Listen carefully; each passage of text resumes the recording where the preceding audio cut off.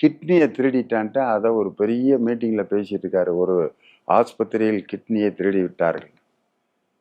உங்களுடைய நீங்கள் நேசித்த அம்மாவினுடைய வீடு கொடநாட்டு வீட்டில் 3 பேர் கொலை செய்யப்பட்டிருக்காங்க. அம்மா வைத்திருந்த ஆவணங்கள் பூரா திருடப்பட்டிருக்கு.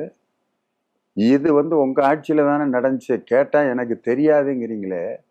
இதை விட ஒரு கேவலமான முதலமைச்சரை இந்தியாவில் எங்கேயாவது பார்த்துருக்குறோமா?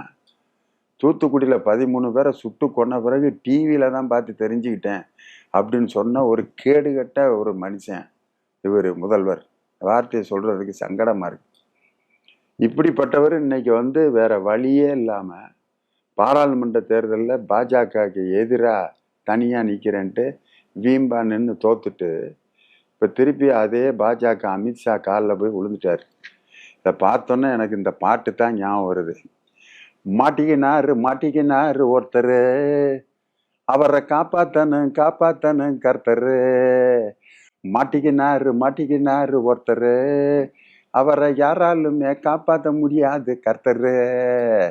ரோட்டு கடை குருமா, எடப்பாடிக்கு அடிச்சது பாரு கெட்ட கருமா. உன் வாய கொஞ்சம் பொத்திக்கிட்டு இருமா, உன் நிலைமையத்தான் நினைச்சு சிரிமா. தக்காளி பிசுக்கு தொக்கு, தக்காளி பிசுக்கு தொக்கு. தளபதி ஸ்டாலின் தான் எப்பவுமே கெத்து. IPL cup, IPL cup. 26 எடப்பாடிக்கு கிடைக்க போகுது ஆப்பு. 26 எடப்பாடிக்கு கிடைக்க போகுது ஆப்பு. தளபதி ஸ்டாலினுக்கு முன்னாடி வேகாது உங்க பப்பு. மாட்டிக்கினாரு ஒருத்தர், அமித்ஷாட்ட மாட்டிக்கினாரு ஒருத்தர்.